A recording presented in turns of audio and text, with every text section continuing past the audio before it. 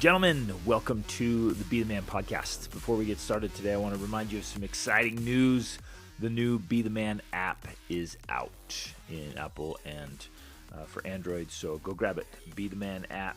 It's got it's a black logo with the trifecta and the sword through it, and it's got tons of great resources in there. Free training, and when in the advanced section, it's got tracking. It's got access to all the courses in there and to the community of great men that are part of this tribe. So go ahead, go grab that.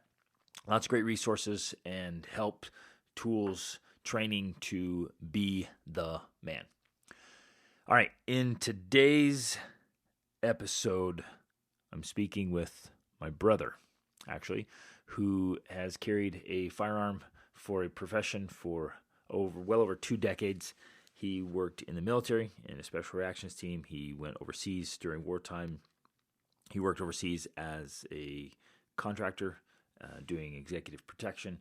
And he also has worked as an Air Marshal and then as a police officer. So he's seen a lot of, honestly, a lot of the bad that can happen in the world, and some of the darkest things that can happen in society. And so he's worked closely with people in law enforcement and first responders, firefighters, and soldiers, and along with some of the worst people in society, honestly. And so there's some interesting perspectives here, and I hope you'll enjoy this episode where we really dive into a couple of different aspects. One, being prepared and able to defend yourself, and acknowledging openly, the evil that exists in the world and the bad things, and what you and I can do to defend and protect ourselves and our family and those around us. Getting into even handguns and carrying a gun and being prepared, weaponized, maybe we might say. And also, importantly, and we spend a nice chunk on this, of making sure we're in a good, healthy place in our mind, and especially once we have experienced some kind of crisis or trauma, how to, I think there's 2 parts here. One, how to make sure we're in a good headspace and can prevent a lot of stuff. I mean, it's so easy in life just to, if we're not careful, to let the mind get unfit, let's say. Because I always talk about mental fitness, right? Being in a great place. And it's easy to get unfit. And you don't even have to go through any kind of trauma or dramatic ordeal to lose some of your mental stability and strength. And so I'm always talking about mental fitness. And we talk about the things that can help there, but especially if you've been through a tough situation, and this might even be from your past and have nothing to do with criminal or crime or war or anything like that, but it applies across the board.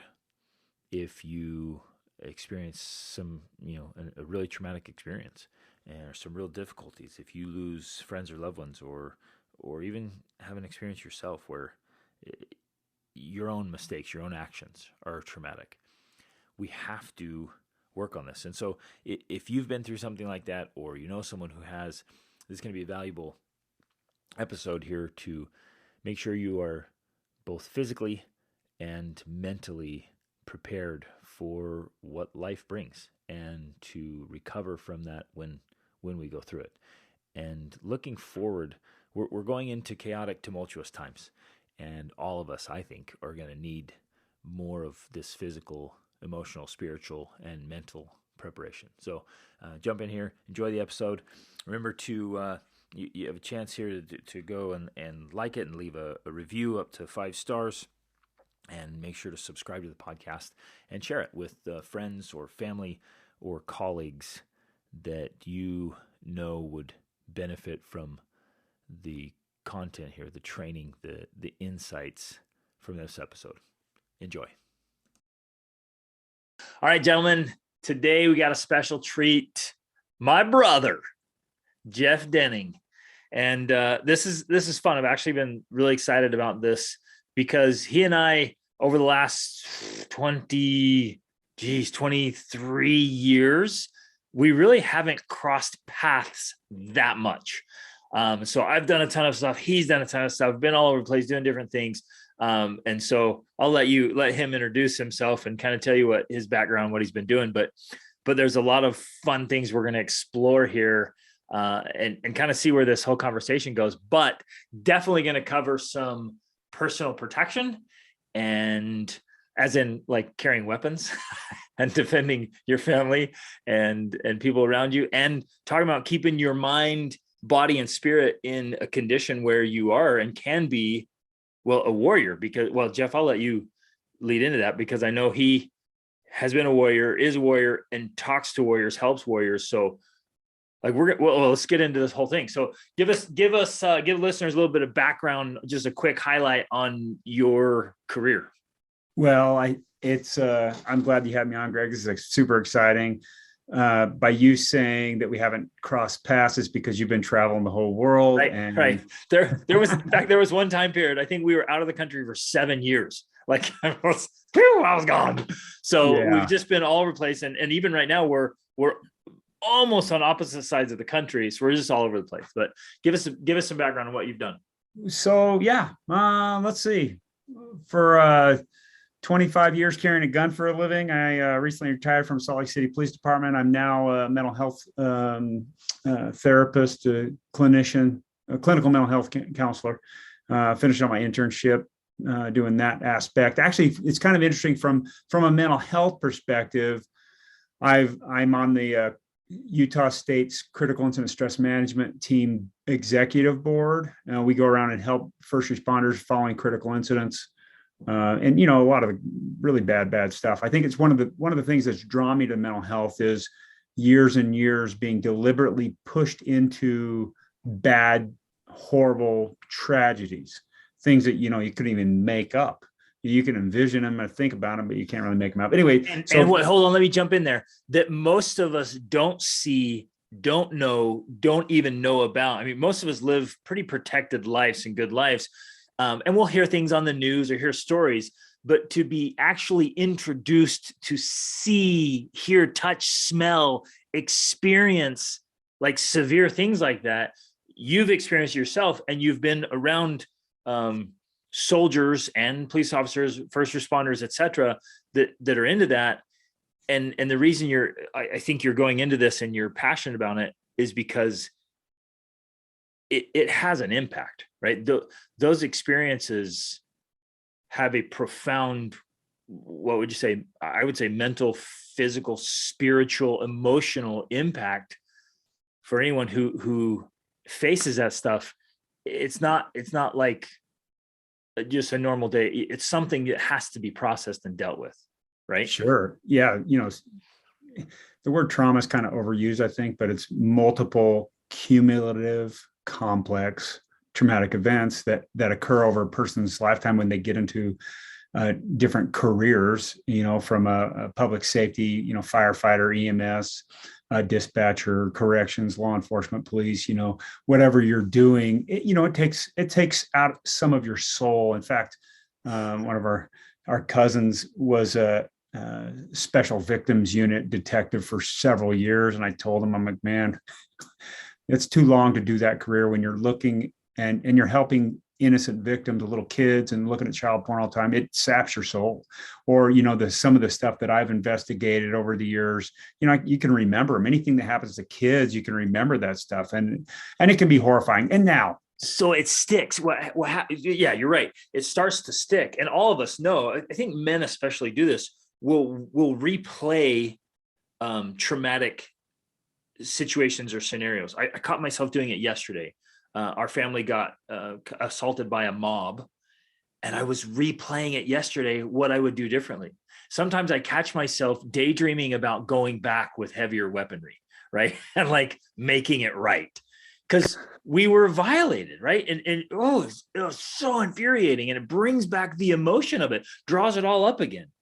And what I hear you saying, Jeff, is like the cumulative effect, especially if you've done this as a profession, it adds up. And when See, most of us, we avoid the darkest things in society. Some people, like you were just talking about, like it's their job to be involved in some of the worst things in society, the worst things that humans can do. And you're right, it has an effect. Well, here's the thing, though, Greg, and I'll give you a little bit more of my background as soon as I say this, but because I think we're getting off onto some awesome stuff. In fact, I think we need to keep doing this, and I think we need maybe even do some live ones or have people write in some questions, and we can answer them. We can have a lot of fun with this. It's a great topic, but one of the things that just like you said, we ruminate on it because whether it's one event or multiple events, it's still a traumatic experience. Viktor Frankl in Nazi prison death camp said, in essence, suffering is like the behavior of gas in a gas chamber. It doesn't matter if it's a little bit of gas or a lot of gas, it completely and evenly fills the chamber, and it's poison. So it's not good whether it's, and it's interesting too, because after I came back from Iraq, I was in the, so really, really fast, military active duty, Dallas Police Department, contract with State Department, doing protecting diplomats over in the West Bank and the Gaza Strip, federal Air Marshal undercover, doing some stuff with another government agency. I have a top secret clearance, or I had a top secret clearance with 3 different government agencies. Did a tour to Iraq with the Army Reserves, but I have a SWAT team background. I was a negotiator. My last is trainer, firearms instructor, Top Gun winner. That's kind of fun. I've won a lot of Top Gun shooting awards, but the last assignment I had was a detective full-time at Salt Lake City Police Department, teaching or helping those with mental illness in the community. So I've negotiated with a lot of different people. I have a SWAT background. I was a SWAT team leader, sniper, and all that jazz too. But I also was in charge of, for a while, a peer support team helping the first responders. And I go throughout the state and into other states now, and kind of a subject matter expert on helping the helpers. So anyway, that's kind of my thing. And I've written books. Warrior SOS was my first book, where I interviewed a bunch of different people, friends, and from different branches of service, all branches of service except the Coast Guard, because I just didn't know many people from the Coast Guard. Some of them who are law enforcement and did some reserve time, but it's pretty fascinating. So anyway, that's kind of the quick snapshot. Now, you mentioned, Greg, ruminating. When you have a situation that occurs, it's very normal to go back and visit it. What would I have done differently? Right. So, but what happens is when your expectations are one way and your expectations aren't met, whether it's you getting attacked, or whether you going through divorce, or whether you being addicted to whatever substances or behaviors that are not healthy, all of a sudden you end up and you say, man, this is not what I expected my life to be. Whether you have a kid that dies, whether you have, there's all kinds of things, and we don't expect life to go in a certain way. I think a lot of young married couples that get married and they think, oh, I'm expecting life to go this way. I was just meeting with somebody yesterday. Same kind of thing. Lots of emotions, lots of tears, because when your expectations are blindsided by something you least expect, it rocks your world. Right. And when your world gets rocked like that, it changes your views on the world.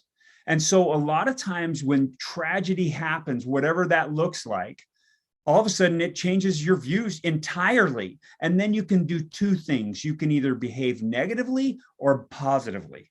So sometimes when life happens and it hurts really badly, then you want to do some behaviors that might not be helpful. I had a buddy who got shot, and he told me, go ahead, you want to say something? Well, I was going to ask, but then it compounds, right? So if you have this traumatic experience that kind of catches you off guard, and I love that idea, this misaligned expectations, even when you do things you never expected to do, right? You even do something terrible you didn't think you were capable of doing. That's another reason that you get this trauma. But anything that's offside of expectations, and then what I hear you saying is like, that's unfortunate. It kind of hits you, and then you have this moment of choice. and you can choose to act negatively or positively. Acting negatively then compounds the problem or adds to it, right? So Yes, it it does. actually can end up, you can add problem on top of problem, even if you're attempting to make it better or at least assuage the pain or numb yourself or buffer or avoid, right? You're trying to get rid of this hurt. It's hurting so bad, but over the long term, you can end up making things much, much worse. Oh, I just want to point out you're absolutely. kind of just articulating this cycle that can end up in a very bad, dark place. It's so hard to get out of. Which, anyways, I just want to add some emphasis to that. Go ahead and tell you were going to tell a story about a buddy who. So my buddy got shot, and I remember him telling me he was a teetotaler, right? Didn't drink, and he goes, "Jeff, I can't tell you how badly I just wanted to go get drunk to get rid of the pain." Yeah. And Wait, physical pain or trauma pain? trauma, emotional. I mean, yeah, there was some physical pain, but So it's yeah, not okay, the physical isn't as much as the mental pain. yes, huge. And so alcohol or pornography or drugs or even just sometimes endless entertainment or whatever, it's been called buffering, it's called avoidance, it's called numbing. There's all kinds of names for it, but what we're doing is we're looking for some way to not feel the hurt or the darkness or the pain or to keep reliving it. And if we're not careful, this is what I hear you saying. If we're not careful about what we choose to do in that moment, one could bring maybe long-term relief. The other one maybe perhaps short-term relief, but long-term negative consequences. Yeah, absolutely. So, for instance, I remember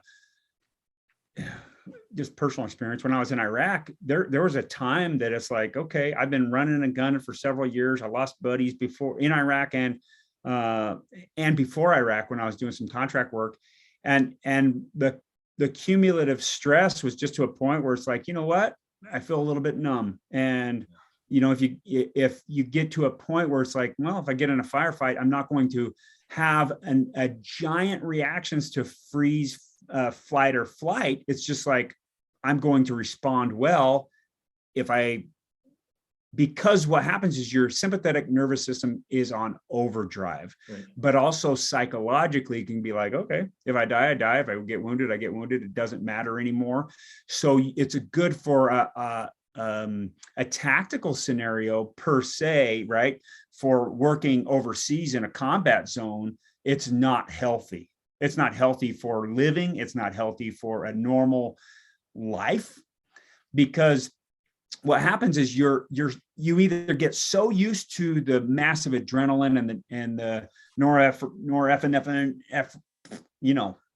epinephrine, the cortisol, and all the compounds of what happens under fight or flight that it overwhelms your psychological and physiological senses.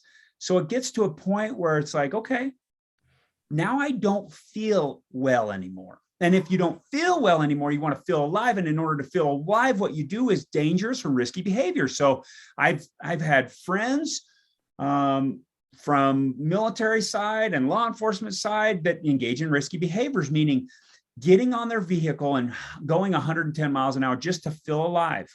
And I had a friend, a guy I was over in Iraq with who died about a week after he got home because of a car accident.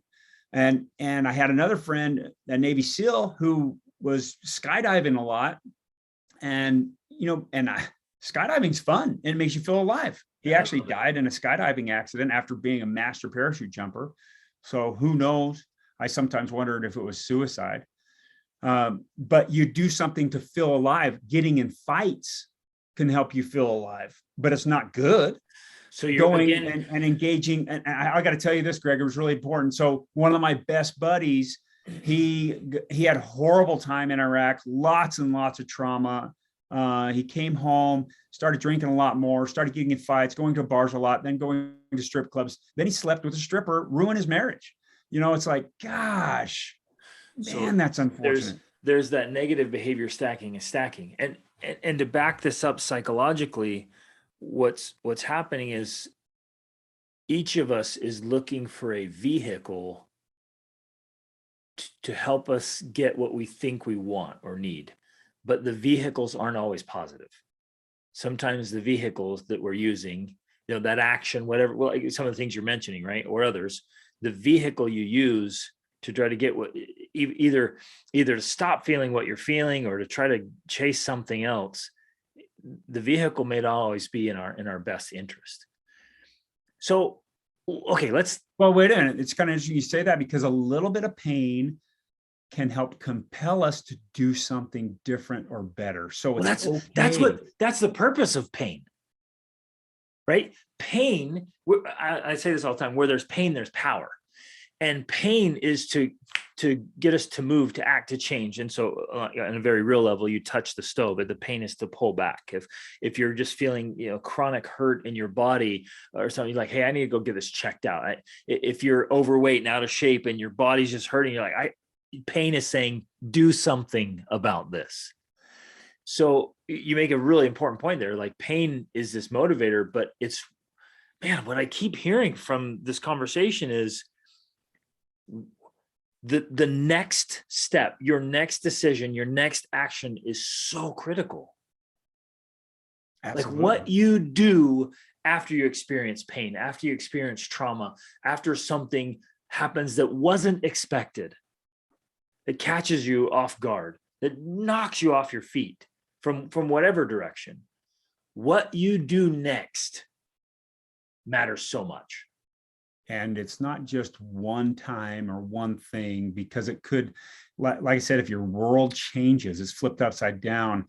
Now, what do I do to go forward? How do I keep living? And unfortunately, what happens a lot of times is there becomes hopelessness. Yeah. And when hopelessness starts to envelop us, we can only see darkness. We can't see any light. And trying to get through those dark periods can be a struggle. And like I said, I've negotiated with literally hundreds of people who wanted to kill themselves, and including colleagues, friends, family members, and trying to say, okay, how do I help them? Because you can say, hey, it's going to get better. No, not necessarily. They can't, because they can't see that it's going to get better. And it might not get better. There are some things you could get, there's so many people around us that have emotional amputations that we just don't see. And that's devastating their lives. And so, okay, how do you help them? How do you help us? One, there's a couple different things. I'll give you a couple of different things that are really going to help you. One, you need a passion project. You need to find something, your reason for being alive. What drives you? Dr. Csikszentmihalyi called it the theory of flow, which is find something that you can do that everything else disappears when you're doing it. It's challenging, it's rewarding, you can develop it, it's helpful and healthy. Trying to find your passion is critical, but there's even more important things than that, I'd say. Hold on, wait. I got to jump in there, because I've been geeking about this one for years. This is true for all of us, gentlemen. Every single one of us must have this piece here. The French called it your raison d'être, right? Your reason for being. The Japanese called it ikigai. It's like, you've got to have something that fills your soul, something that gets you in the zone, something that, the word passion, right? If you take passion, the etymology of it, it means you're willing to sacrifice for it. It's something that lights you up, makes you feel alive. Like, it gets you out of bed. You stay up late, you get up early, like, you think about it, you dream about it. You've got to have something that moves you. And so many of us, whether we've experienced severe trauma or not, if we don't have this thing that lights us up, then there's an emptiness. Some men, maybe you could describe them as hollow. And of course, what Jeff, you were just talking about is like this hopelessness and helplessness.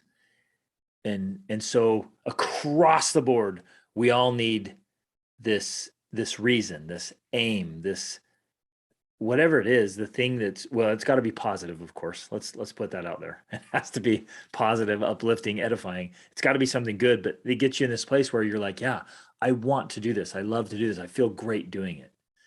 Well, and it can be anything. Oh, go ahead.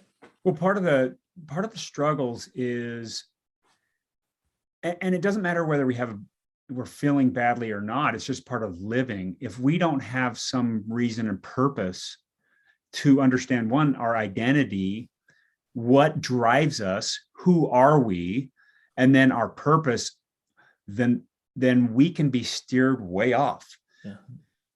I can't remember what I was going to say, but something profound that I didn't.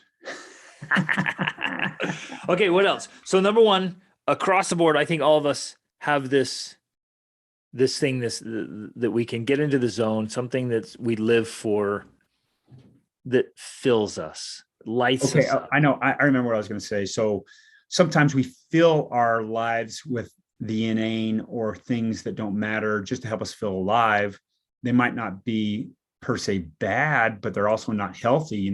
30 minutes, science have shown that 30 minutes of either social media or some kind of screen time like television, it will actually start to deplete us and deplete our energy. So we might be doing that, or we might even be binge watching something or engaging in behaviors that aren't energizing or fulfilling. And what we're doing is we're just staying busy. Yes. Or distracted. We're distracted, but we're staying busy without driving towards a passion, something that can give us more energy and help and healing. And I say truly, it's healing, because it can edify us and energize us. Yeah. Now, one of the other things, interestingly, in addition to having like a passion project, is to make sure that whatever your core values are, that you align with your core values. Because, I've done therapy with people who, when their value system doesn't line up to their behaviors, it pulls them apart. Oh, yeah. Yep. It wrecks them. And I sometimes, I got to say, well, what's your reason for going on?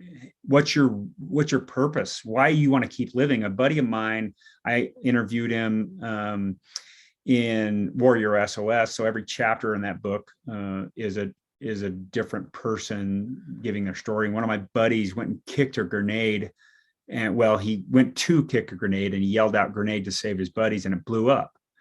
And when they threw him on the helicopter, other guys got on the helicopter, and he remembers people saying, "Don't put me by the dead guy," thinking it was him. And it messed him up. It messed him up badly.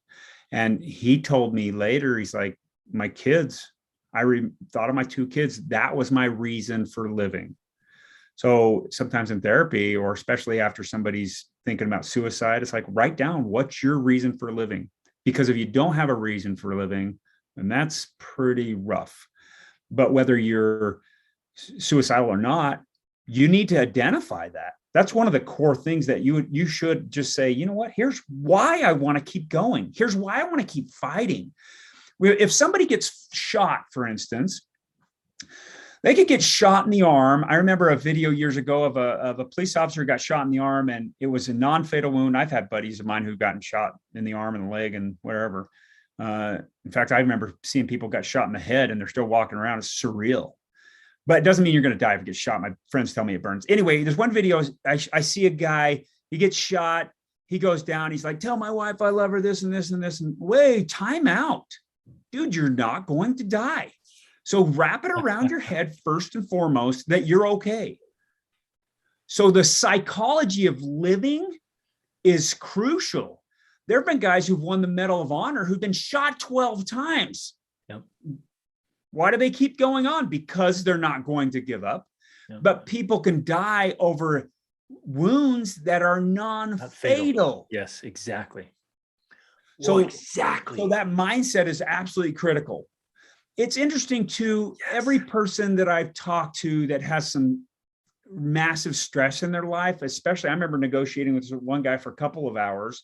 He hadn't slept in a while. And lots of times it's like, okay, what's the science of sleep? I'm about finished reading another book. I've done a lot of scientific research on sleep too, but I'm reading a book, Why We Sleep. And it's pretty fascinating, the science behind it. And it can cause heart disease, heart attack, stroke, and not just to mention irritation, but it messes your body up if you don't get 7 to 9 hours of sleep a night. And in our Western culture, we simply don't. We don't sleep enough, or we use pills that are actually not scientifically shown or proven to be absolutely beneficial for real sleep. So there's literal physiological negative effects on the brain and the body, which of course causes irritation, a drop in cognitive function, et cetera, et cetera. Your engagement with life and how you feel. You might not realize that how much it's affecting you overall, and you might try to target it something else. But even something like sleep, if you're not sleeping well and consistently well, and then your body's not recovering, your brain's not getting the recovery it needs and the health. And yeah, it's a powerful thing. I want to circle back to what you were saying about values and how when we when our lives are incongruent with our stated values, how you said the same thing. I like to say a lot, like it tears you up inside. And this morning, before we get on, I didn't even anticipate talking about this with you, but I was writing and I was writing how we spend hours, dozens, hundreds of hours every year wasting our precious life doing things that really aren't that high value. And that none of us, this was my train of thinking, because I've done this before. I'll have groups of people, I'll go speak or teach, and I'll be like, hey, let's write down, especially around the beginning of the year, I'm like, write down your highest goals for the year. And they write them down. Write down your highest priorities. What are the things that are most important to you, right? We're really identifying values. And then I'll ask them like how much time they spent in entertainment, social media, or watching TV or TV series or whatever, right? And this one particular group just blew me away. Almost the whole room said they had watched, hundreds of hours of TV or movies. Hundreds of hours in a year. I was like, that's so much. And I'm like, honest answer, like, because most people are like, well, how much do you really watch? I'm like, no, I only watch a few movies here and there. I'm like, okay, let's really dial in. Like, how much are you watching? And a lot of them, like, this is pretty consistent now. And it would be really fun to get data from Netflix, because Netflix, I mean, they're talking about people who binge watch. They'll spend the entire weekend binge watching series, right? Seasons. It's crazy, but the numbers are astounding. And so you end up spending hundreds of hours doing things that never showed up on the list of my most important goals, my most important priorities, right? So here's your stated stuff. This is what matters to you, but this is how you're spending your time. And the inconsistency there, the incongruence of not being aligned with your values, it tears you up. Well, that's one of the core things that will lead to depression, is if you say, well, I should be doing this, but I'm not going to. Now, granted, you need to relax every once in a while, and I'm not fine with that. But I think you point out a really good point.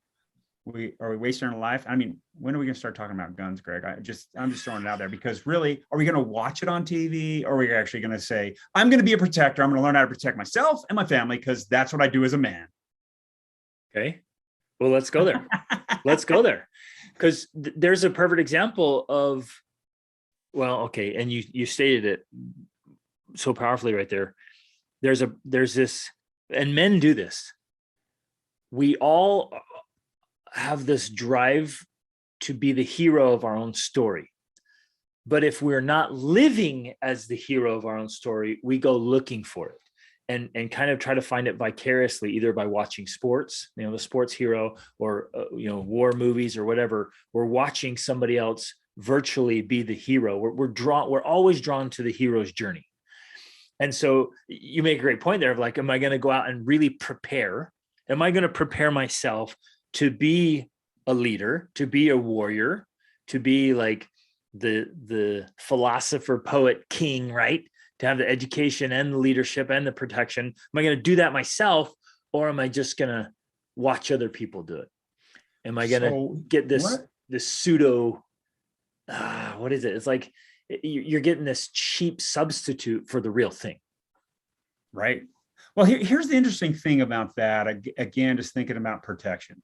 When we experience something that takes a nanosecond to decide and respond, if we don't have something to fall back on, our training, then we might do the wrong thing at the wrong time, or we might freeze. So what happens is we encounter a situation where a what if situation. And in this what if situation, we categorize in our mind. Our mind is like a giant vault of data. And we're like, in this situation, I'm going to run through and replay every single thing that I think I should do. And what it does is it goes back to media and it says, okay, in this situation, this is how I need to react. So I've trained hundreds and hundreds of people in tactical scenarios.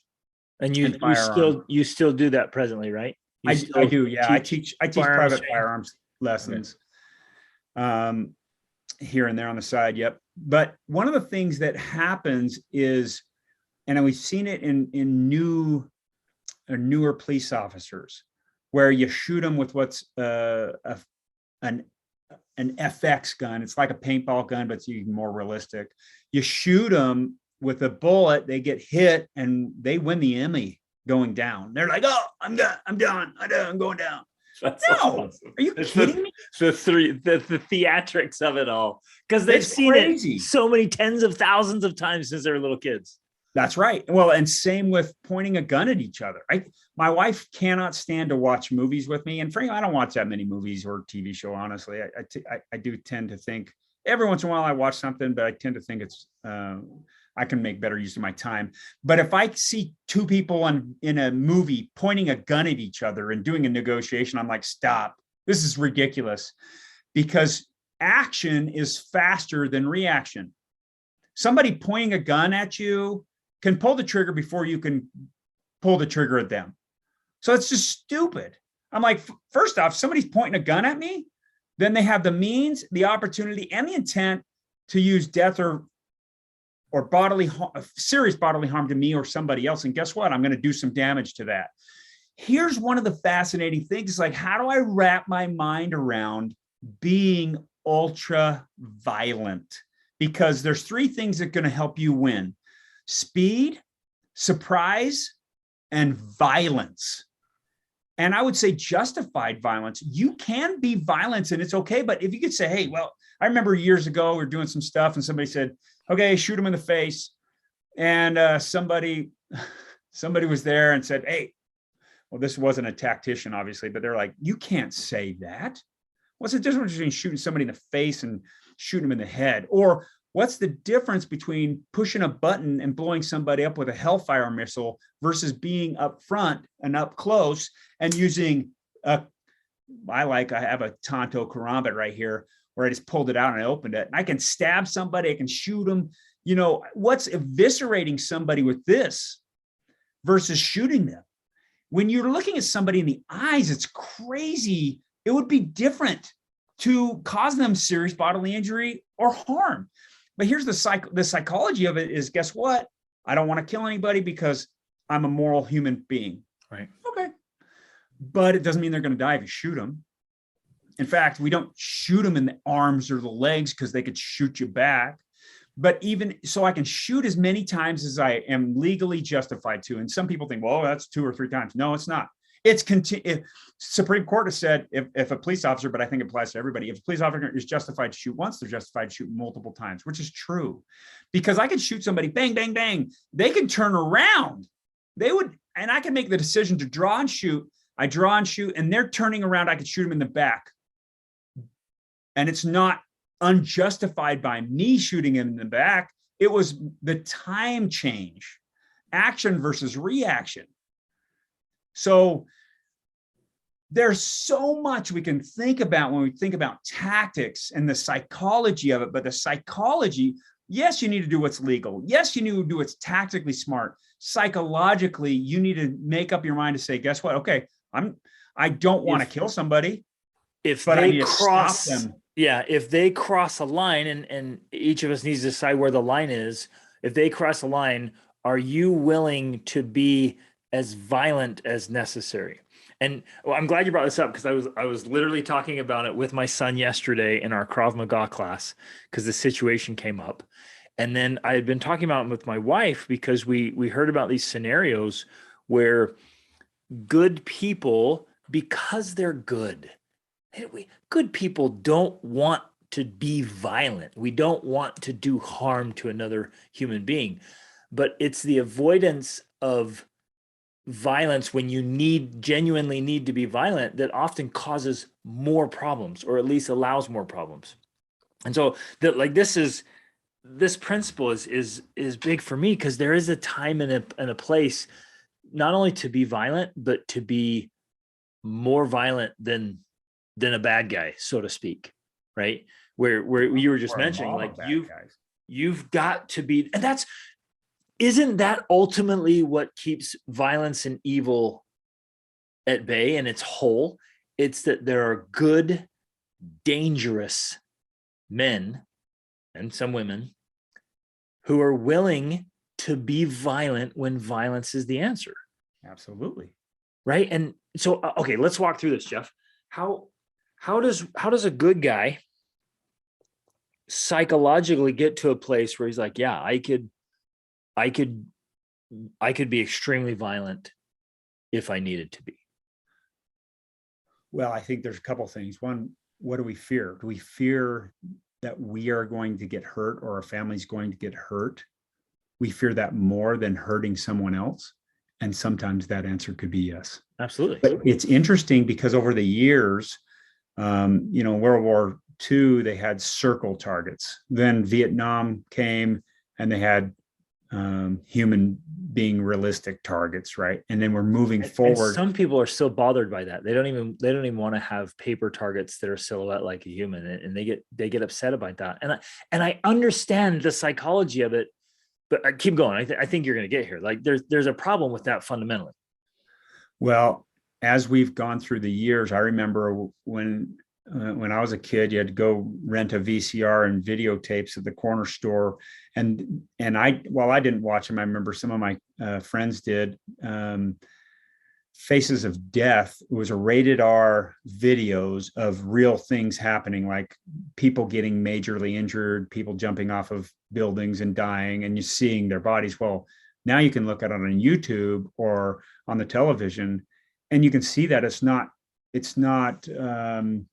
censored, not in the way that should be. So in our search, and I would say our lust for violence, we've done massive danger and destruction and horrible things to our children and to the rising generation. And even we might be desensitized to what we're seeing. That's not a healthy thing. Right. But it almost seems counterintuitive to what we're talking about. It is, but I wanted to mention the paradox. I know. I'm glad you brought it up, because it seems like, wait a minute, you're saying there are times we need to be violent, really violent, to put a stop to, I'm just going to call it evil. Right. But then on the other hand, you're saying, no, we shouldn't expose ourselves to violence. We shouldn't see it. We shouldn't look at it. We should stop this fascination we have with it. That's right. It seems like a contradiction. It sure does. And I think it's kind of interesting, all my time in military and working in different organizations and different people, a lot of people think that I was a walking paradox. Like, wait a minute, you don't even watch R-rated movies, but you do this job. And part of me, my thing is like, why? I don't need to watch more violence, but the science behind it, and I don't have it in front of me, but the American Psychological Association, everything from child organizations to big organizations that have done thorough research, says that when you introduce more violence in the media, it only takes a few years for the actual society to become more violent. Absolutely. Right. Absolutely. So that has happened. And so now we need to say, well, okay, it is what it is. Now, what am I going to do to protect myself from people being more violent? Here's the thing we don't want to do is we don't want to impose our moral code onto somebody else. Greg, just because I wouldn't take my knife and eviscerate you and then cook your bowels over a skewer doesn't mean that somebody else won't. And in 25 years of running and gunning, I have seen some unreal things. Okay, so some unhuman things. Now, you bring up something and you even say that out loud and you're like, dude, that is sick. Like, what are you talking about? And again, it comes back to this point of like, good people, we don't even want to think about those things. And we could never even imagine ourselves doing that. And so we kind of block it out and think maybe other people won't either. And so we get in this place and we surround ourselves with people that are good, right? Where I'm not going to go hang out with that guy. And so I create my whole life in this protected space where like that doesn't happen. And you don't even want to think about it. And only on the worst movies that you're just like, I'm not watching that, does it come up. But okay, this is what's blows me away. The Gulag Archipelago by Solzhenitsyn. It's his experience in the Russian gulags, in the Russian prison camps, in the they kind of were wrapping up in the 40s, 50s, and 60s. It was still happening after World War II. So literally, our mom is still alive. It happened in her lifetime. She was a child when these things were happening on this planet. Like it's crazy. In our parents' generation, that this was happening, and the unbelievable amounts of torture, horrible. And he outlines it in there. Like there's no sugarcoating. He details the atrocities that were committed in our own mother's lifetime. So it's naive of us to think that people don't do this. No one would do that. Or to think it couldn't happen to me in my country or my place. Like, and this seems gloomy. Like I'm optimistic, right? I'm a total optimist, but I also have to realize this stuff can happen and does happen. And hearing you say this, you as a detective, you saw horrendous things, unhuman things in these areas where people aren't afraid to live where you've worked. They live there by the millions. Well, there'd be people who say, what? Stuff like that happens in Salt Lake City? You have no idea. Exactly. People have no idea what's in their own neighborhoods. Exactly. They truly, truly don't comprehend nor understand the evil that exists everywhere. And I think the first thing that comes to my mind is the child predator stuff. Yep. I mean, it's all over the place. And, you know, these poor kids. And if any man's doing that now, shame on you. I believe in the capital punishment. And I think there's situations with child predator behavior. I think that should be on the capital punishment list. Let's do this because, like I said, I've investigated stuff and there's no reforming recidivists because they are recidivists. There's no reforming people who pray after little children. It's disturbing. It's wrong. It's disgusting. They need help. They need to be completely isolated forever or taken out of this life because as soon as you let them go, then they reoffend. So and that's the reality is that's happening in tragic numbers, way more than most people think. So, okay, this is actually a good point to transition into how do I become a protector? Ooh, I got to circle back. Hold on. I remember this quote. You said a moment, like what happens in an instance when you need to call things out. Remind me of one of my all-time favorite quotes by Archilochus. He said, "We do not rise to the level of our expectations. We fall to the level of our training." Mm-hmm. I'm going to repeat that. We do not rise to the level of our expectations. We fall to the level of our training. And so we've got to train for these scenarios and this drive, this catalyst for training and preparation is knowing full well that there is evil happening all the time, way more than most of us think. And in all sincerity, I hope it doesn't happen to you ever. I hope you don't have to use, listeners, I hope none of you have to use the skills that I hope you acquire, but that doesn't relieve you from, I think, a responsibility, even perhaps a moral obligation to be trained and to know how to protect yourself and your family and the people around you. So let's lead that into jumping in now. How do we prepare to be protectors? Well, first, I think it's kind of understanding. I remember I have a friend who his son got kidnapped, and then afterwards he got training, and his whole life became, okay, I'm going to train. A lot of that's responsive or reactive in nature. We need to be more proactive in nature. But also there's a psychological component. It's like, hey, you know what? It's as much as we get trained, and it can help us and can prepare us and our loved ones to be saved, but it can't take away the pain. So I would say first that psychological aspect has to be involved with whatever our tactical aspect is. So we need to read about it, think about it. Lieutenant Colonel Dave Grossman, who actually gave me some good kudos on my book, Warrior SOS, wrote on killing and on combat. But there's a bunch of other books out there that are just helpful and phenomenal, but it's not just about the books. And in fact, I wrote for guns.com for years and years as a tactical expert, but you can see multiple people online giving this battle over, hey, well, what's better, a 45 or a 9mm? And like, why are you arguing over a minuscule amount of Caliber. bullet size when in reality, bullet placement is the most important? So if you backed up and said, what should you do first? One is recognize. Two is, I'd say, teach your kids how to be safe online. People are getting lured out all the time by these evil people because of stuff that happens online. Teach them just to be aware of their surroundings. Keep your head on a swivel. Don't put headphones and noise canceling stuff on and then not pay attention to where you are. Understand and start to try to read human behavior. This is cool. Okay, this is cool. I didn't anticipate you saying that, but you're spot on.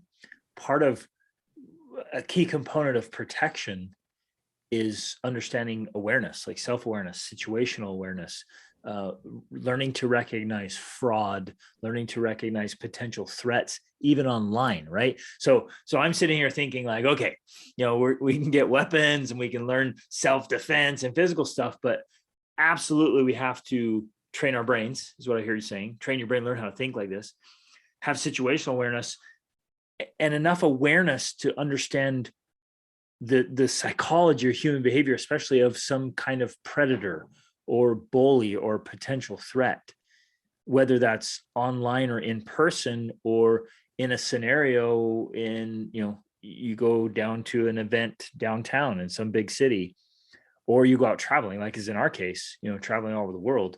Like you've got to have some awareness of what's going on around you and what potential threats are.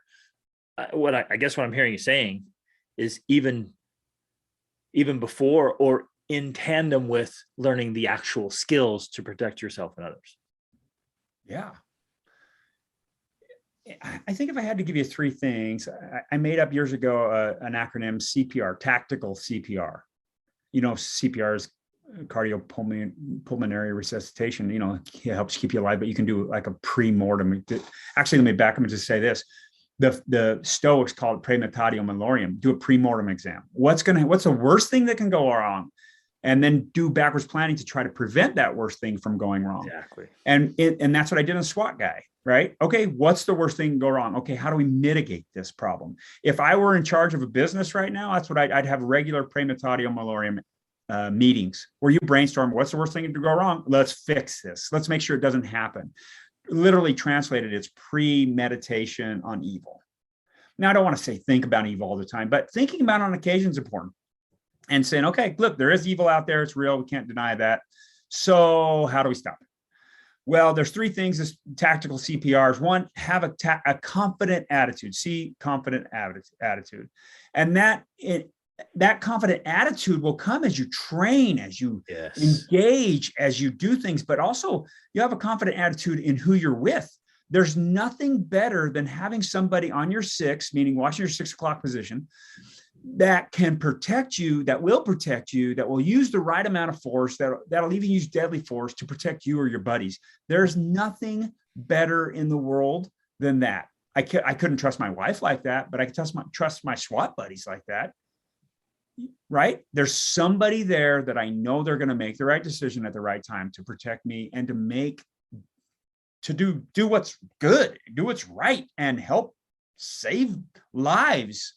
It's a paradox to say, guess what? I'm going to be better trained so I can learn how to take lives, so I can save lives. But it's important. Now, hold on, wait, let me jump in here on that. I have that same attitude, and for years I have been preparing and training my children to be able to be on my six, as you say. And my teens are tough, man. They're very tough. and we're going through a training, and then I'm training in our this group, the master class and tribe I have. We're actually this weekend we're doing another training with these guys, and we're doing the medical, advanced combat medical. We're doing self-defense hand to hand, and we're doing tactical firearms, right? So you're absolutely right. It's like have the skills yourself and have people around you that you trust, right? You create this community, and it gives you this sense of protection and confidence. And again, confidence always follows competence. Confidence always follows competence. So getting those skills and becoming really good at the things that matter will give you that confidence you're talking about. I like it. What's the P? So first, confident attitude. Second, P, predetermined tactics. Meaning, what am I going to do if something happens? I like the analogy of I'm at a shortstop. There's one out, one runner on first base. If the ball comes to me, I need to know before that pitch is made, because that ball is going to come so fast. I need to know before it happens. Am I going to go to second? Or am I going to go to first? Where am I going to go? I need to know that before. So in a tactical scenario, what if all the time? In fact, it happens so frequently to me over the years that I just walk in and I'd see a scenario, I'd see a place. So a lot of people say, well, what should I do with this? Or what should I do with that? Well, situation plus location. I remember going to restaurants with you and you're like, okay, there's the exits, there's this, right? Thinking through that because you've trained yourself to do it. Sure. And I'm not going to sit with my back where I can't see anything. That's stupid. Right.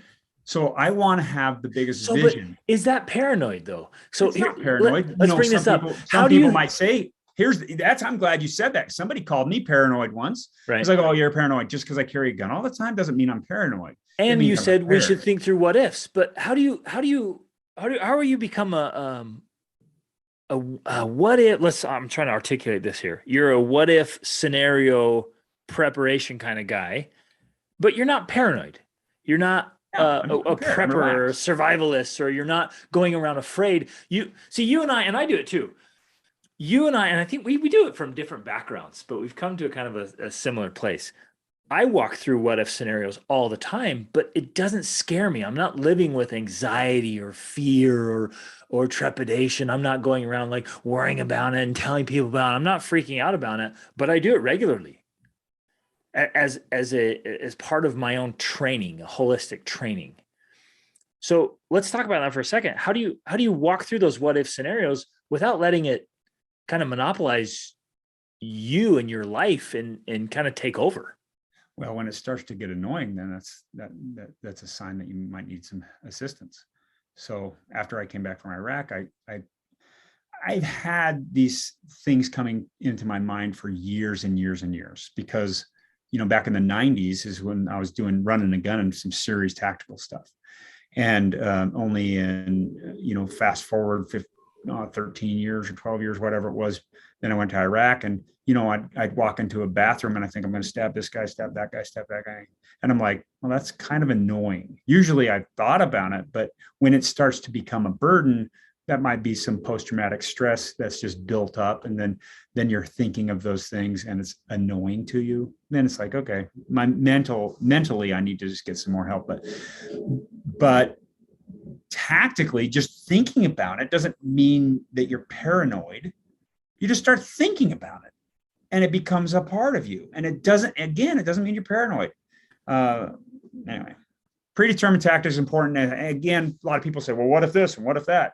And they state a certain scenario. And I say, well, it depends. What you're thinking in your mind might be different than me. I need more information, because situation plus location will determine your tactics every time. So it depends. A lot of people say, well, what do you do with this? What do you do with that? It depends. But if you're not thinking, that's one of the things that most people want to know. Well, what do I do with this? What do I do if somebody breaks my house? Well, first off, have a flashlight by your bed if it's at night. But more burglaries happen during the day when you leave than at night. A lot of people say, well, I'll have a gun right by my bed. No, the NRA says have a device that you have to open up or go to, or have it somewhere farther away where you can get to your weapon before, so you can wake up enough so you don't grab a gun, lean over and shoot your kid, because it's happened. In fact, the position or thought to carry a firearm is actually pretty dangerous, because it's not that you're good moral people aren't going to get into actions. What's going to happen is their kids or them might have a mistake with their gun. Right. It's more dangerous that way. And we've seen it over the last couple of years, more people buying guns. Well, I told somebody when I was training them the other day, that same thing. I'm like, look, the likelihood of you guys getting in an incident's pretty low. In fact, insanely low. The likelihood of you having a negligent accidental discharge is higher. Yep. So learn how to be safe. Let me emphasize that. You're more likely to have an accident than you are to need the weapon. Yes. So if you're going to have weapons in your home, you've got to go all in with preventing accidents. Yeah, let's talk about that. And let me just tell you the R on the CPR: confident attitude, predetermined tactics, and 3 is rapid response.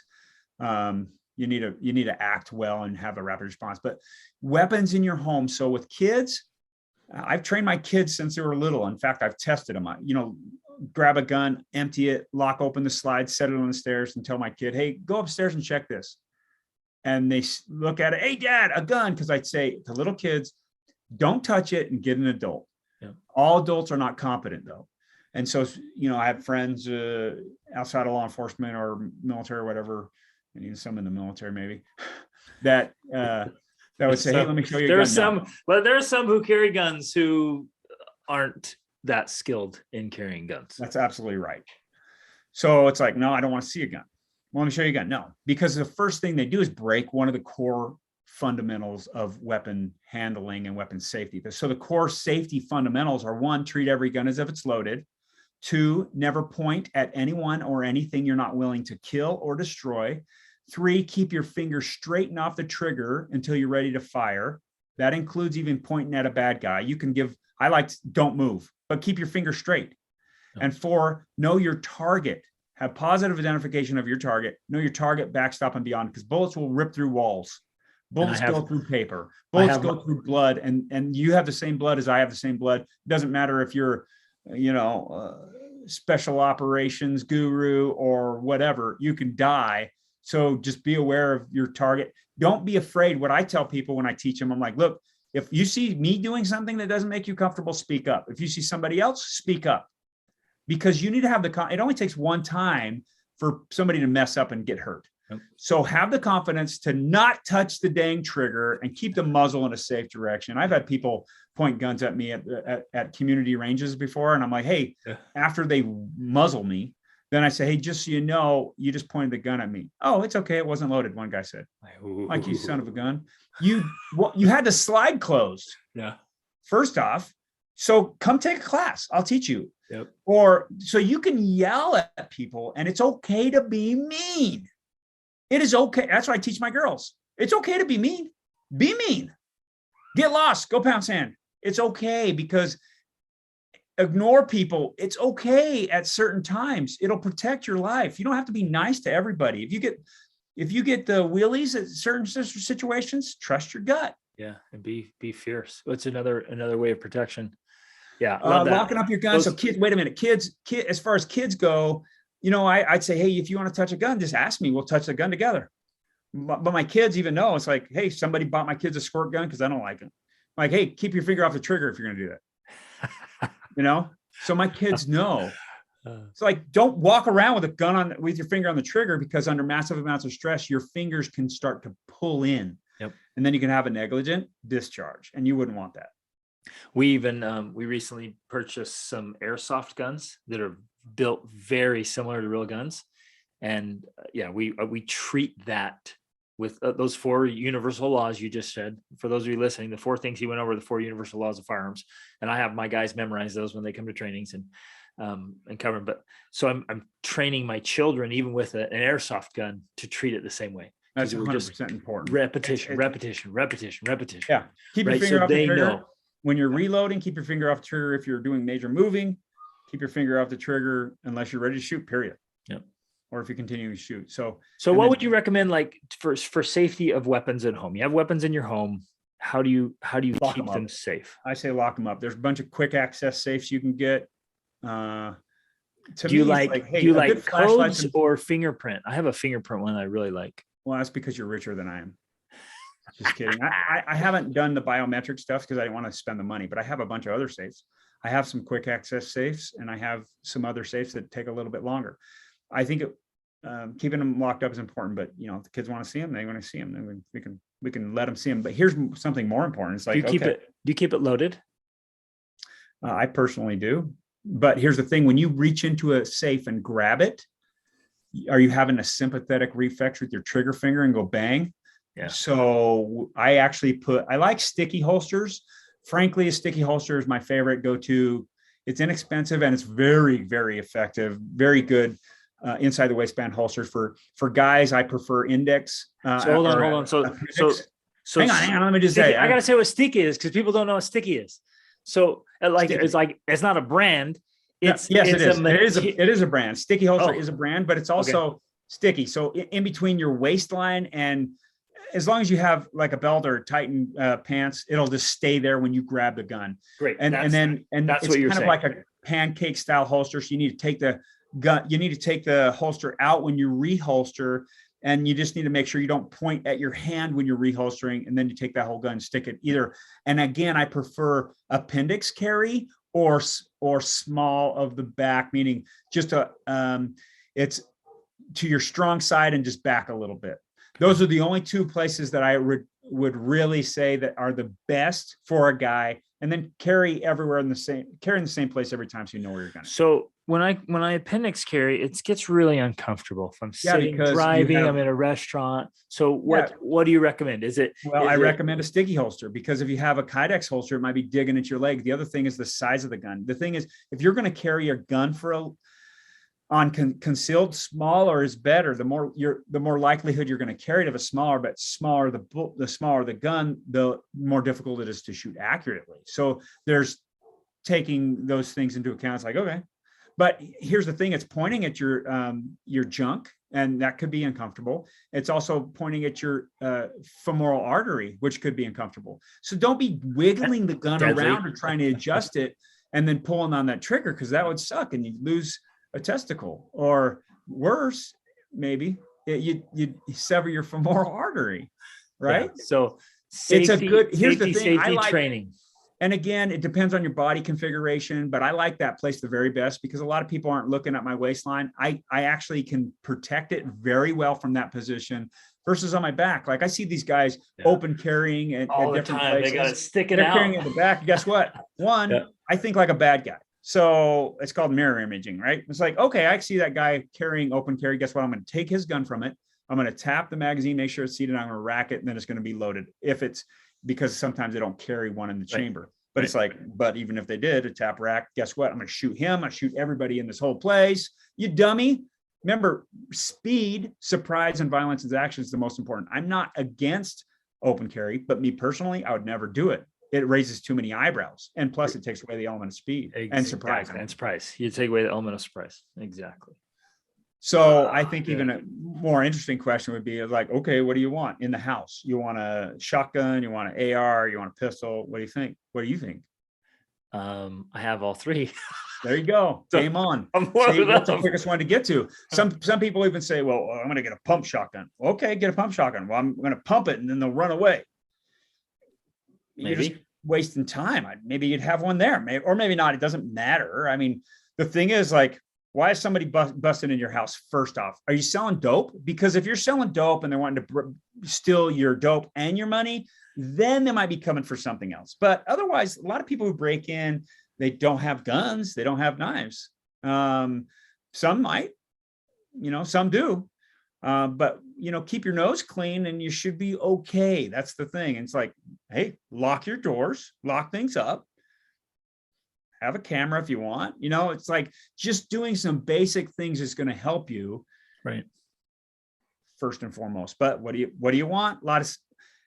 I don't know. So Here's the thing. there's so much that, there's so much here and so much we could talk about. Maybe we need to Maybe we talk do about this, later. But do this again later. yeah. But I'm going to put you on the spot here and just say, if you could, there's so much. And I know it's almost a stupid question to ask because there's so much, but if you could pick one skill that you think men should begin with or master, as far as personal protection goes, just protection, and just being more of a warrior.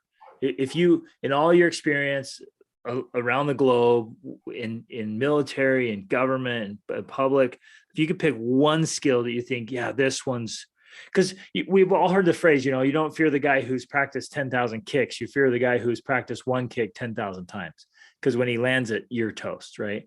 So if you could pick one skill that would make the biggest difference, what do you think that would be? And I know I'm putting you on the spot. I know it's a hard question. I tell you, that's a tough one, because you can think about kicks, and I'm like, I have a martial arts background, right? But I'm not going to kick above the waist ever. First off, I'm not going to throw a knife ever. So there's a lot of myths out there. It's like, okay, do I get martial arts? And you could do Krav, that works. You could do, and again, I lived in Israel, so I had a little bit of that. But I also lived in the Orient and had some martial arts training there too. But MMA is really good. Brazilian Jiu-Jitsu is really good because a lot of fights go to the ground. So fighting and doing that is good. And I'll tell you, I would say probably martial arts, in that anything's going to take a little bit of time to get good at. But the nice thing about martial arts, or rolling in the ground on the mat with somebody, or doing some basic stuff, and again, it depends on what martial arts you're taking. If you're doing karate kata, it doesn't mean it's going to be beneficial or real. So I'd say MMA or BJJ are probably the go-tos. Krav Maga is also probably be a third.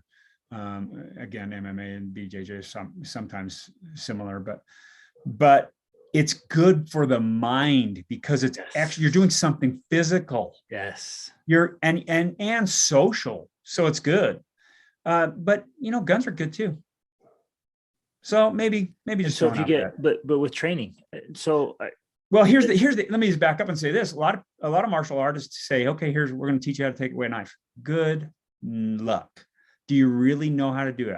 I teach knife fighting classes. I'm like, come on, let's do it. That's why I carry a knife, because if the other guy has a knife, but guess what? I might get cut. So are they. Yep. But you know what? A lot of people say, well, sheesh, right? That's why I bring a knife, or that's why I bring a gun to a knife fight. Okay, Mr. Indiana Jones, he was way far away. I got swinging a big, huge, whatever it was, and then he shoots him. But here's the thing: I'll carry a knife before I carry a gun if I had the option. You know why? Because knives are absolutely lethal. I could kill somebody who has a gun with my knife if I have speed, surprise, and more violence. So if you're not carrying a knife and you're a guy, you need to really look into that. That's what so let me say that. I got to tell this story. I think we were newly married, and you and I think we were in Dallas. Not you and I newly married. You and your wife. My wife and I were newly married, and I think we were in Dallas. We were in a mall, and you said something like, "Let me see your knife." And I'm like, "I don't have a knife." And you looked at me like with just disdain. And you said something like, "You're not a man unless you carry a knife." And we went and bought a knife. I went and bought you a knife. I remember it was a nice knife. And I still, something you can open up with one hand. Is that it? No, this isn't it. Are you kidding me? I've lost so many knives in my wandering around the world, but I always carry a knife. I sent you a really nice Ontario knife. Really long. We have those. We still have those. Those are fantastic. So here's the thing. So I remember you had that knife, and you need to be safe with it, because those things are sharp. Yep. In my other podcast, an Extraordinary Family Life podcast, I talked about how I stuck myself, literally severed my radial nerve, had to have it rebuilt and everything. So learn to be safe. One big takeaway, and we'll wrap up with this until another time. Those things that you're talking about, martial arts, knives, guns, those are instruments, they're tools. But what I want to emphasize here, get the training, because it will train your brain. And so you're simultaneously simultaneously training yourself how to think, because if you can't think clearly in any kind of crisis, then having the tools and the weapons, the instruments, won't be near as beneficial because you can't think. And so I think you're absolutely the right there. training around the instrument, even if it's just martial arts and your body is your instrument, getting the training will train your brain. And that's ultimately where you're going to be most powerful, is if you can talk yourself out of a situation, if you can think yourself out of a situation, move yourself out of a situation, learn how to think like a warrior, and you're making yourself and your family and the people around you much safer and better off. Yeah, I think that's good. And, I love that, Greg. That's beneficial.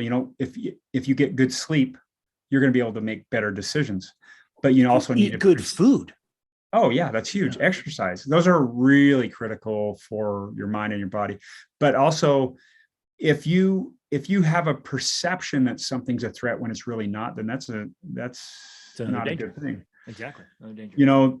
Actually, we definitely need to talk about in the future what happens psychologically in the midst of a critical incident. And then afterwards, I mean, there's so much more we can cover the aftermath with all that. Yeah. Stuff. Okay, great stuff, brother. Thanks for taking the time to be on here with us. Where can people find you? You do actual tactical training that's available. You do mindset counseling, coaching, training to help with the mental aspect of it all. Where can people find you and reach out? JeffreyDenning.com. And I'm in Utah. I teach at a range here. For the right price, I'd travel and go teach elsewhere. But I have an agreement with a place here in Utah where I do private lessons. And then I usually throw out one or two classes in the summer here and there. And do you do, as far as the counseling or coaching online, do you do some of that via like a Zoom or something like that as well? So at the time of this podcast right now, I just do, I do that. Yeah. Okay. So it kind of, yes. Yeah. Okay. It kind of depends. Okay. So, yep. Sounds good. Fantastic. I'll put that in there and you can send me over some links or anything and we'll put them in the show notes, but thanks for being here. Hey, you're awesome. Big takeaways here, you guys. Just train your brain, train your body. Let's do it again. Let's do this again. You. Be safe. Be the warrior. Level up. Be the man. I would say until next time, continue to hone your skills and keep adding to your tactical toolbox. Nice. Okay. Thanks, brother. Yes, yeah. Gentlemen, thank you for listening. Hope you got a couple of solid takeaways there. I have an invitation for you. Take one thing that you would like to do for your protection, personal protection, family protection, and those around you, and then one thing you would like to do to strengthen your mental fitness. And just pick one area in each of those, jot them down, make a commitment, and start working on it today and this week. Come up with a plan so you can get yourself and your family into a solid place. Thanks for listening, as always, and be sure to subscribe, like, rate, review, comment, and share the podcast.